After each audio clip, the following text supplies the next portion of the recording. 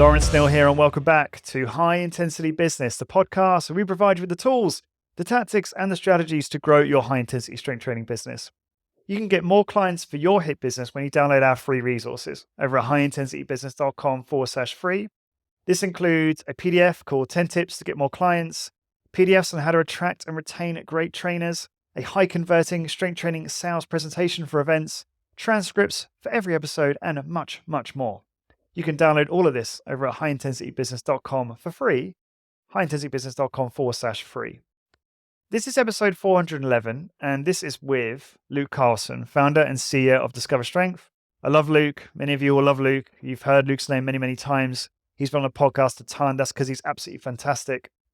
This is actually a republication of a membership podcast that Luke and I actually produced probably back in 2018 or 2019, somewhere around then.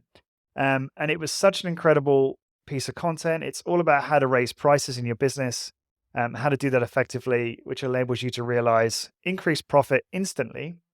And this is really a truly timeless and evergreen piece of content. So don't let the original publication date put you off.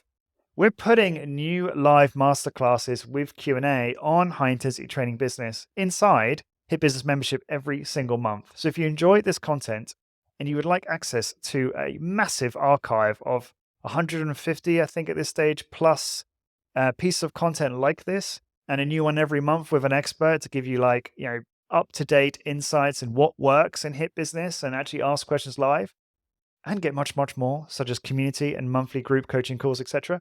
Please go to highintensitybusiness.com/join to learn all about HIIT Business membership. That's highintensitybusiness.com/join. So again, this is a truly timeless piece of content. I'm very excited to bring this to the public podcast today.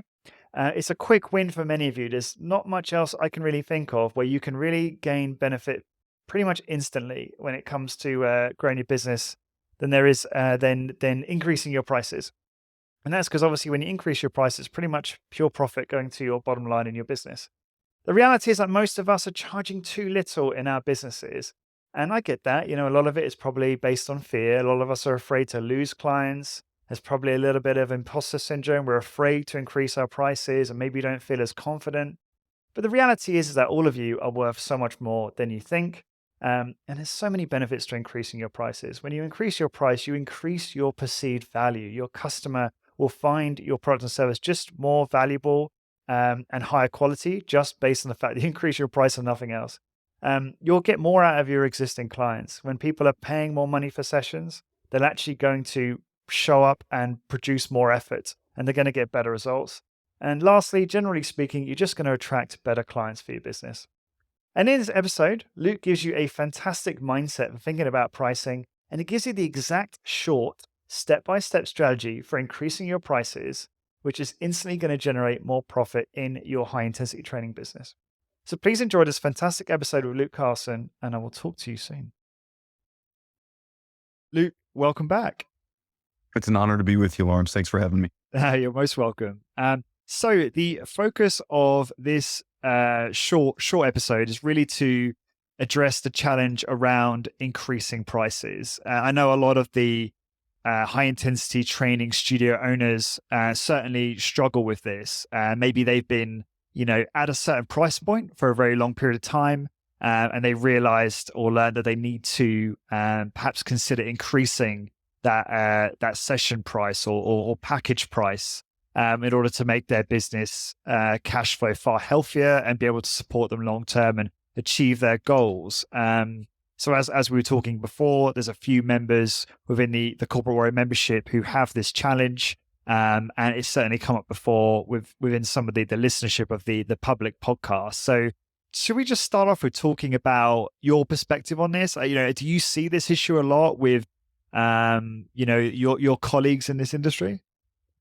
Yeah, absolutely. So Lawrence, I think that this is an issue in all businesses. It's an issue in all service-related businesses, but it plagues studio owners in fitness more so than other industries from my observation. So I definitely think it's an issue that everyone's facing. And hopefully today we can provide some of the right mindset and the tactics to overcome it, and at least have the right approach to overcoming it. Good. So how do you think about? I mean, it's clear to me that sometimes a studio owner will it stems from a place of a limiting belief. They may undervalue what they do, their service, compared to their competition. So how do you think about the mindset in this context?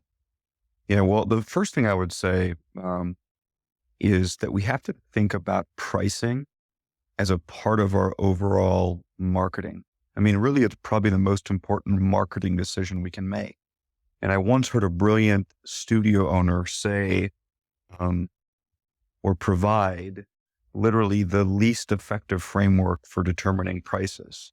And this person is, really intelligent, has been operating for a long time. And they said, well, basically what you do is you look at the market around you, you look at what everybody else charges, and you position yourself right in the middle. And I stopped that person in their tracks and I said, literally, that's the definition of exactly what you do not do. That is the worst strategy for coming up with your pricing. And what I find, in fact, that's what most people are actually doing. So your pricing has to be a component, a function of your overall marketing and the brand that you're trying to create. And then we need to make sure that all of our marketing decisions are aligned with how we've priced. Now, I'm an advocate, to cut right to the chase, of a premium pricing model that we are pricing ourselves. So we're at the top end of the market. And then we just make sure that our entire service offering, our entire experience offering is aligned with that price. And we need the nuances of how to do that. But some of the things that studio owners say and complain about over time, and it's not just studio owners, it's anyone that's selling a service, is that, hey, I'm in the business of trading time for money. And that really can become a grind. And I've heard so many studio owners talk about, well, we just don't make enough money. A personal trainer doesn't make enough money. The studio operator doesn't make enough money. And very infrequently do you hear an attorney or a physician making the same complaint. While they are in the same business that we're in. They're trading time for money. They're selling a service. They're selling interaction with an expert. The main difference being is they're just charging appropriately. We understand what their value is and we're willing to pay for it. And I think the high intensity training studio operator has just dramatically undervalued themselves. And then frankly, are not aligning the rest of the marketing and branding decisions around what that price should be and what that price point can be. And so really we stop complaining about trading time for money when we're charging a heck of a lot more. Now, it's important to mention that high intensity training studio owners have this minimum of the 2x advantage over the rest of fitness, and that really our workouts are 30 minutes or potentially 20 minutes. There's probably some models out there that are 15 minutes, but let's just say we're using 30 minutes as an option. We can provide the comprehensive workout in a 30-minute period, and the rest of our competitors, the rest of the fitness industry, is thinking in terms of a minimum of 45 minutes to an hour. So we already have a 2x advantage in terms of the amount of revenue we can generate in an hour. So you combine that with the right pricing framework or structure, and my goodness, we have a highly profitable, high revenue, time for money model. Now, you asked specifically about mindset. So first of all, we have to figure out strategically, how does this work with our marketing, and can we position ourselves to be a high priced service? And I think we can comment more about the value of pricing yourself that way in a second. But one of my favorite quotes comes from a mentor and a teacher to me. His name is Dr. Brian Williams. He's, I think, the thought leader internationally on all things customer service. He spent over 10 years with the Ritz-Carlton and was an executive, finished his career with the Ritz-Carlton as an executive in their corporate headquarters in the US.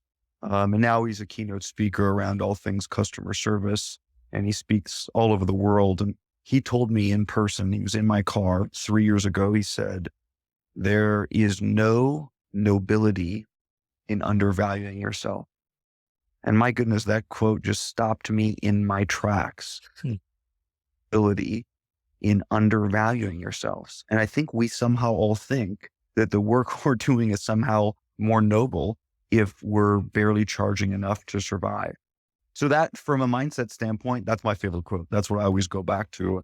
And if there was one mindset that I would encourage studio owners to adopt, it would be that quote. So that's a great way to start this conversation. And I think, you know, what you're saying resonates a lot with the listeners.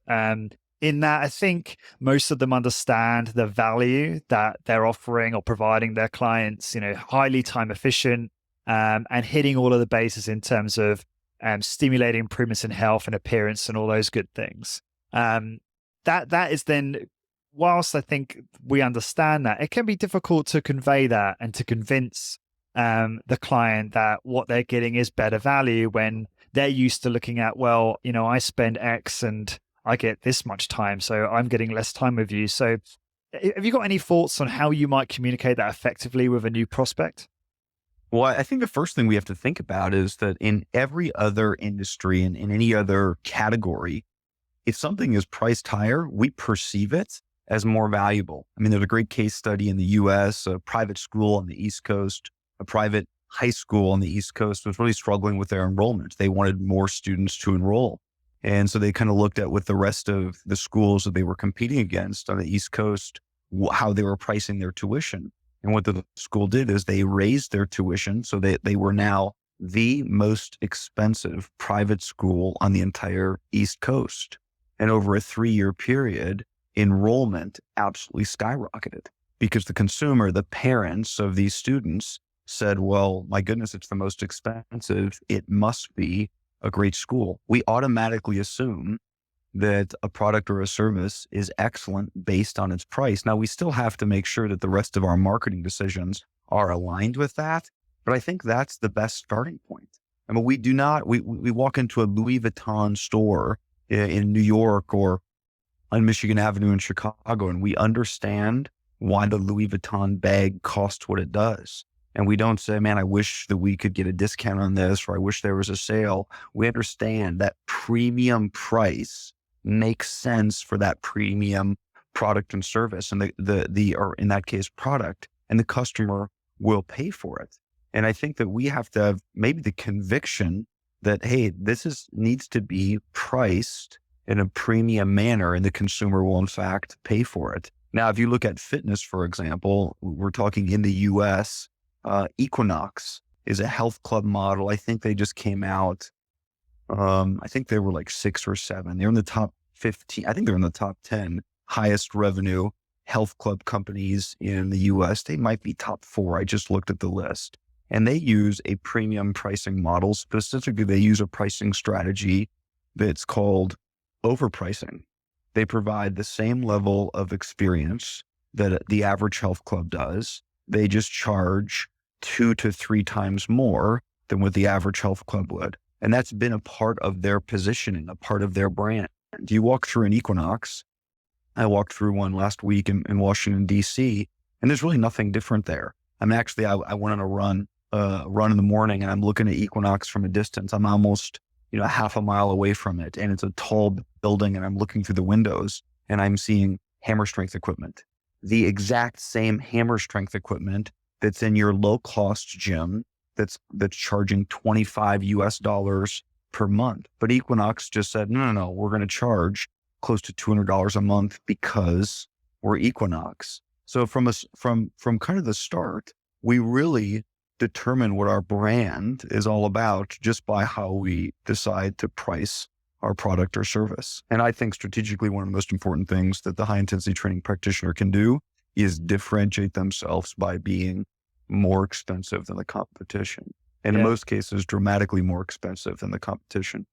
Yeah, that's really interesting. There's a couple of things that come to mind. I remember Ray Dalio was on the Tim Ferriss show a few months back. Ray Dalio is a very famous investor, often quoted as being the Steve Jobs of investing. And I'm sure you've probably read Principles, I imagine, Luke, have you? I have, yes. Does not surprise me. And he said to Tim in answer to Tim's question about what would you put on a billboard if you could have a big billboard anywhere in the world, and he said, raise your prices or something to that effect. There's also a great book, which I'm sure, again, you've probably read, Luke, called Influence by Robert Cialdini, which talks about how value goes up when price goes up, or people associate high value with high pricing. So if people want to read more about that, that's a great book for that. Okay, so that's so just to add to what you're saying there, Luke. So but even okay, so you want to have a brand that's high value and priced accordingly, but I imagine you still have to have the customer experience and the services to match that. In order to actually kind of make that pricing work for your business and obviously generate revenue. Lawrence, I think that's the wise thing to do, but I don't think that we have to do it on every step of the experience. Okay, for Discover Strength, that is what we're trying to do. From the education of our personal trainers, from the look of our facilities, from the build out, from the quality of the equipment, to the attire that a personal trainer is wearing, to what the website looks like, all of those things. But I actually don't think you have to do that. I think if you have the expertise from the personal trainer, you can actually take a non-luxury approach in so many of the other aspects of the experience and still charge a lot of money. I think you can have a bare bones gym with solid equipment that doesn't have air conditioning, has a garage door open. And if you have a trainer that's providing really great experiences and great workouts, that person can charge 2x or 3x over what the rest of the competition is. In general, I think we should align all of those elements, but I just don't think we have to. And I'm picturing a guest that you've had on the show, and I'm picturing people in the high intensity training world that I think are perfectly positioned to charge 2 to 3 times what they currently charge, and they're not doing it. And then there's people out there that are charging what they should charge, and they have most of those elements really aligned that allow them to charge what they do. And I'm thinking about Dwayne Wimmer, for example. He's positioned almost everything in his business so that he can charge more than almost any high intensity training personal trainer out there charges, and he's in the Philadelphia area. Roger Schwab is in the same position. He realizes, hey, I'm one of the only people in the US that has X-Force.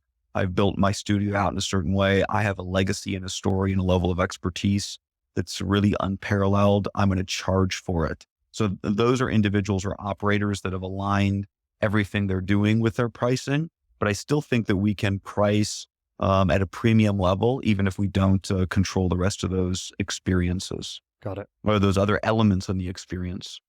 So, okay, that's great. So let's talk about the how-to side of things. So what about if you're a studio owner who's been charging a certain price for a long period of time? It's way too low. How do you go about increasing that without, losing or upsetting your existing clients, if indeed that matters? Yeah, so I probably have 2 or 3, maybe 4 suggestions here. The first thing is I'm an advocate of a layered pricing approach. I don't think you should have one option for the consumer. I think, and I'll give you a number of different examples. I think you could have a training focused studio or business where there's a flat membership fee. And maybe you don't do just personal training, but you have a flat membership fee. But then really you encourage your clientele to do group training with you once a week, or in fact, group training with you once a week and one-on-one training once a week, or one-on-one training twice a week, or one-on-one training along with your nutritional consultation. So I think you have to be creative and have 2, 3, 4, 5 different options on your menu. So I can become a client for anywhere between $150 a month up to $500 a month. So I think a layered approach is the right approach, so long as each one of those individual services or each one of those different options is profitable for the business. So for us, we can acquire a client that's going to come in 4 times in a month. And everything we do is on auto pay. For your listeners, we should only be doing business on auto pay. We shouldn't be selling packages of any kind. If we're selling packages, really the value of our business is very, very low. If we had a formal valuation conducted, or if we ever tried to sell the business, we'd find out the business is worth very little. So we want to use an auto pay or recurring revenue format. I just think that we should not be involved in businesses that do not have a recurring revenue component. So we can start a client at $4 times a month in our group workouts. A group workout is $32. So that client's spending about $120 a month with us, all the way up to a client that does one-on-one workouts at our iconic training rate, which is our more experienced personal trainer. That's $63 a workout, 8 times in a month. So that person is paying well over $400. So we should be able to acquire clients that are worth over $400 a month. We should be able to acquire clients that are $100 to $200 in a month. So that layered approach, I think, is really valuable. Number one, that's the first thing I think we should move to. The second thing I think we have to do is when we raise our prices, we always have to communicate to our customer how we are reinvesting in the experience or the service and how we're going to provide more value. So in our last price increase, it was a few months ago, close to 6 months ago now, we sent out a mass email to all of our staff. We had it on our social media that we were going to raise our prices. And we told the story about why we were raising our prices. And in that particular instance, we told the story around 3 things. Number one, and most basic, was that we were going to add new equipment to all of our locations. And we talked about specifically what the machine was. Hey, we did a Rogers pendulum hip press machine in one location. We did a Medix low back machine in 2 of our locations that didn't have it, et cetera. So we talked about adding equipment. Number 2, we really got our client excited about the new application that we were developing. So we've been investing in this for a year and it'll launch in about 2 weeks here. But instead of using clipboard and pencil and paper, we'll now train our client off of an iPad or a tablet.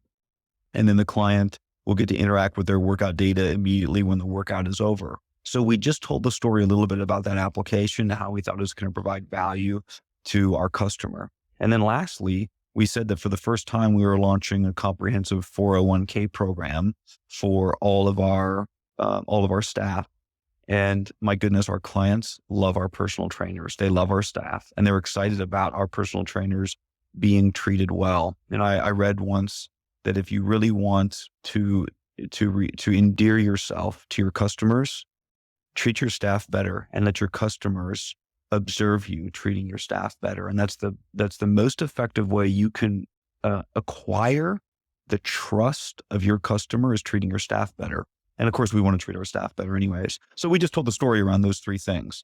And the customer understood, oh, prices are going up. In that case, a couple dollars. And this is what my return is going to be. Heck yeah. I want to be involved with a brand that is reinvesting and focused on getting better.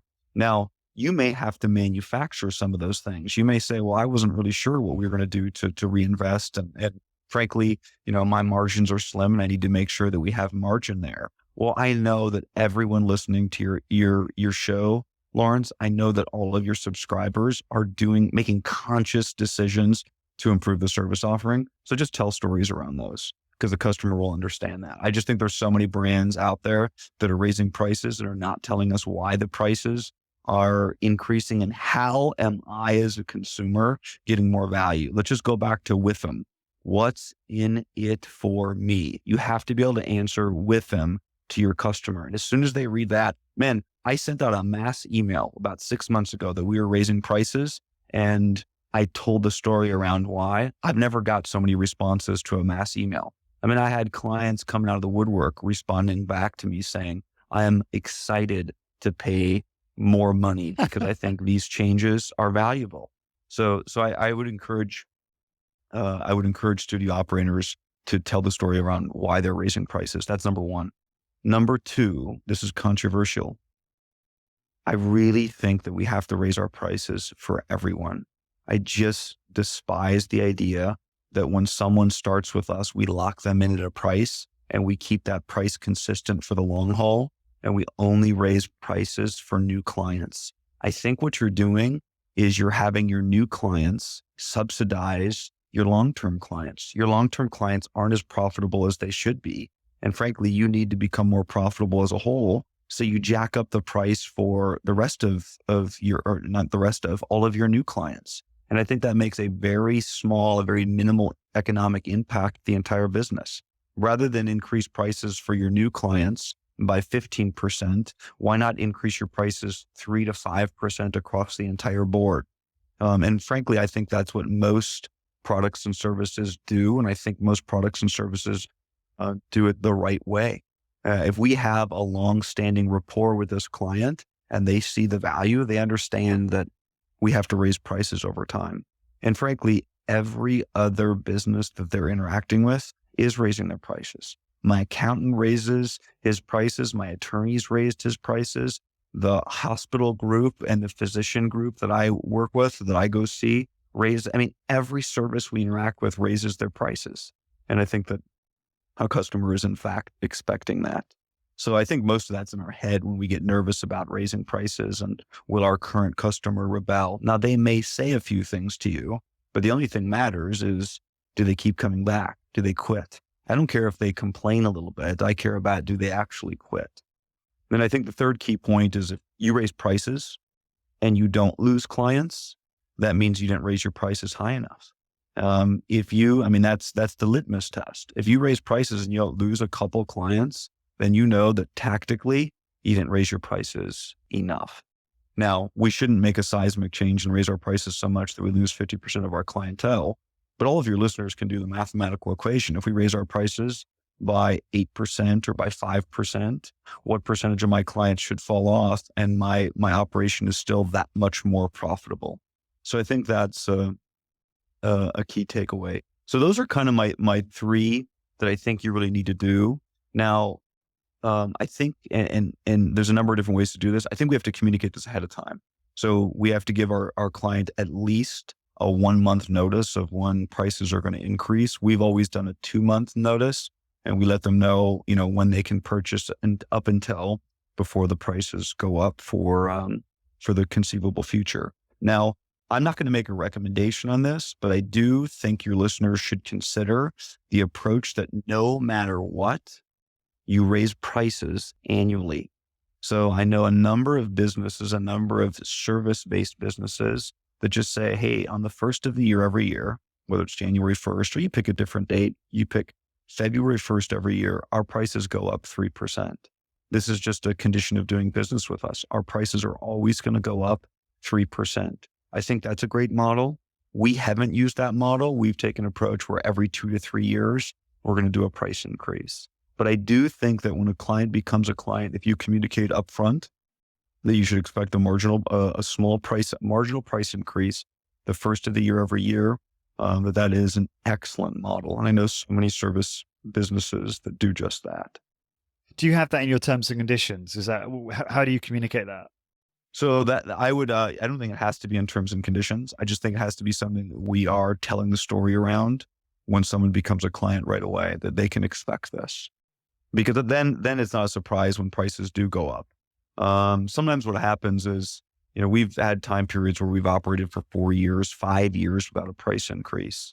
And then we raise prices. Well, we may have a customer that's only been with us for 2 months and they think, geez, is this always what happens? Should I get used to this all the time?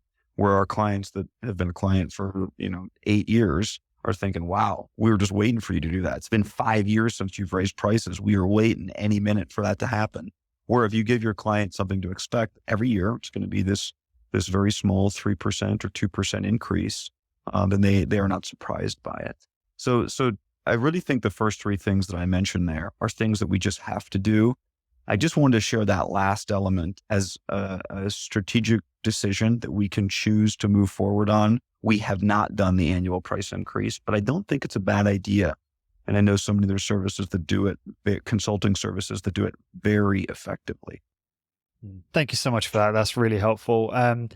Just one last thing from me is do you always, in the looking at the example of, when you announce to customers why you're increasing prices, you gave a great example there as to, and I want to underscore, just the level of detail you go to explain the value change and the increase in value. But what about if you were having a conversation with a customer? Maybe you're a smaller operator with perhaps more, personal relationships. How would you suppose, or would you, is there any kind of advice you could give on how you should have that conversation? Or would you avoid that and do it via email? I wouldn't shy away from having the conversation. I don't know if my plan would be announced to every client that comes in. it would be a letter, it would be an email, it would be signage. And then if client asks the question when they're in, I would not hesitate to have the conversation with them. The most important thing we can train our staff, and before we can train our staff, we have to train ourselves, is to have confidence in our pricing. I mean, we have to be so proud of what we charge. I mean, the customer, when you're quoting anything, I believe this in every aspect of business, when you're quoting a price for anything, whoever you're quoting that price to, they can absolutely sense whether or not you believe you're worth that amount of money. All right. So if you're talking about $42 for a 30-minute workout or $100 for a 30-minute workout, that consumer can tell whether or not you believe you are worth that much. And I think that's the key. And our staffs generally don't understand that. And frankly, most studio operators don't understand that. They lack the understanding of how much they're actually worth. And it's something that we have to train our staff around and talk about, because guess what? Most of our staff are 22, 23-year-old brand new personal trainers when they start. They could never afford our service. And they've always worked out kind of on their own before they join us. So they think, hold on, you're telling me I'm going to charge $54 for a half-hour workout? That doesn't make any sense to me. That's $108 an hour. They would not pay that themselves. But they don't understand our consumer. They don't understand our target market and how much money our target market makes and how our target market values time and how our target market values that level of expertise. And so we have to make sure that our trainer, and frankly, we have to make sure the studio owner has confidence and conviction in the value that they're actually offering. Because I'm telling you, you will not be able to charge a premium if you don't fundamentally believe that you're worth it. And I just, from being around so many high intensity training practitioners, we're absolutely worth it. From a philosophical standpoint, the actual methodology to the quality of equipment. Now, I'm not saying to use a high intensity training approach, you need a certain quality of equipment. It just so happens that most people are using great equipment. They're using Medix equipment and Nautilus equipment and ARX equipment, and they are really using great equipment. And there's value to that. I think that if you have Medix or if you have ARX, you can increase your prices immediately by 30% over the rest of the competition. But we just don't story tell around enough of it. So we don't tell stories around that enough so the consumer doesn't see that value. Good stuff, Luke. I could talk to you about this all day, but I know you've got stuff to do. Thank you so much for taking the time out today to share this. Looking forward to catching up again in the future. Lawrence, it was my pleasure. Remember, there is no nobility in undervaluing yourself. Well said. Okay, take care. Thank you so much, Luke. Bye. Okay, bye-bye.